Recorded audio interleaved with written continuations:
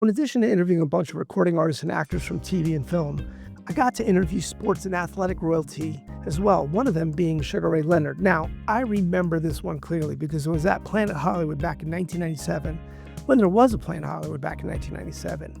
I got the call to cover the event he was doing on behalf of his youth foundation, which supported at-risk youth and gang violence and drug abuse. And actually, no, it didn't support gang violence and drug abuse. It raised money. I partnered with DARE, which you may remember back in the day was Drug Abuse Resistance Education.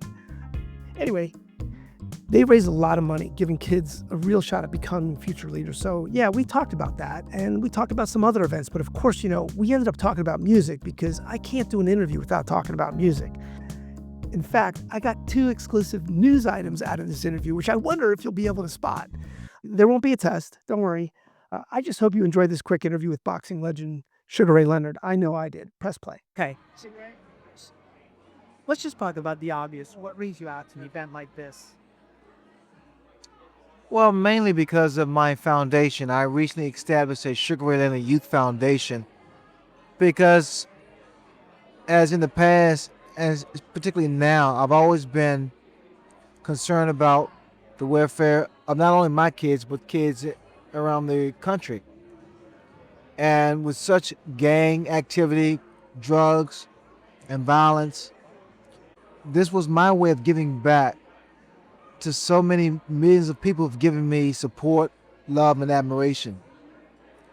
And this foundation teamed up with DARE because I think DARE has been such a force with trying to keep kids away from the dangers of drugs and violence. So my association with DARE was a natural progression. It was really a natural partnership. And last year we had a major fundraiser, May 1st, and we were able to raise over $1 million for DARE.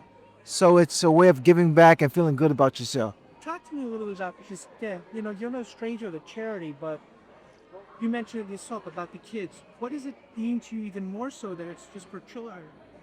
Because it's real. It's not a matter of, doing something for an organization or whatever. This is really aiming towards, to be honest with you, leaders of our future. These are future leaders of our country, of our world. And to give these kids a shot at becoming the best and most productive people they can become in life. And with the destruction of drugs and gang activities, this is my way of saying, I'm going to give you a better shot. What kept you, as a young kid growing up, away from, Believe it or not, what kept me away from gang activity and violence and drugs was boxing. Boxing was a vehicle. Boxing was like a babysitter for me because I wanted to be the best. And boxing requires a great deal of self-discipline. It requires a great deal of, it builds your self-esteem. Because a lot of kids who are involved with drugs and gang activity have very low self-esteem because mainly they're from single parents. What about as far as, I know you got some other stuff going on as we speak. There's someone just whispered in my ear there's an event coming up in Yes, February 25th at Beverly Hilton Hotel, we're going to have a fight night. Fight night is going to be a fun evening with a lot of my boxing peers and nemesis, Thomas Hearns, George Foreman, Larry Holmes, Roberto Duran. We're going to bring a lot of my friends in here. Steven Seagal, Roy Firestone will be the master of ceremonies. Johnny Gill, my friend, Walter Bridgeford. I mean, I got friends galore that's coming here to support me along with the DARE people. It's for the money. It's to raise money. It's to raise money for DARE because, again, our kids are in a great deal of trouble. All right, let me, you mentioned Donnie Dill. Give me a little, let me further insight to what's up with music these days. Who's not? Well, who's not? Well, Johnny Gill has always hit as far as I'm concerned because he was able to give to so many people beautiful music, and the women love him. My wife adores him. And Johnny Gill is also a participant who dare kids to stay off drugs and alcohol. Do you sing? I can sing. Oh yes, I can sing. My voice is better in the confines of a shower because of the acoustics. Are you kicking old school? Are you? Old school, yes. I'm like the old days. I'm like the Platters and the Temptations and the Spinners. You still look like you're young though. I mean, you're old music soul. Old music soul. That's what I am. It keeps you stimulated. My wife, incidentally, her father was one of the original members of the Platters. So we come from somewhat of a singing background family. My real name is Ray Charles, after the singer. So if there's any indication there's some singing in my blood, there is.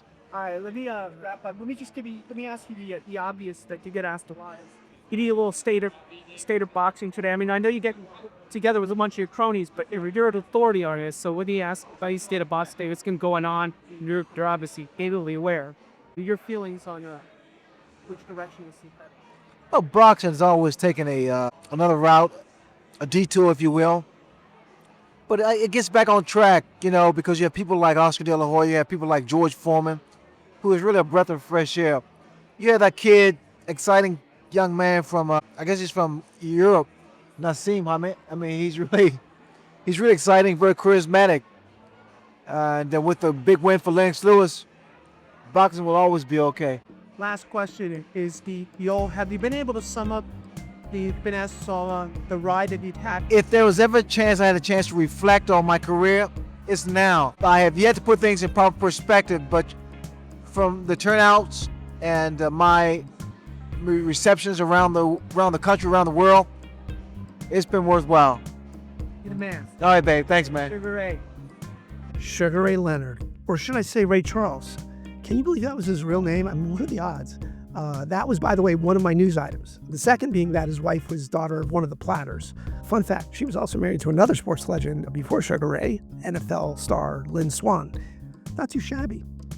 Anyway, Sugar Ray was one of my favorite boxers of all time, a classic man, a classic conversation. So let's keep this party going. Hit subscribe for more interviews from the archive. And of course, thanks for listening.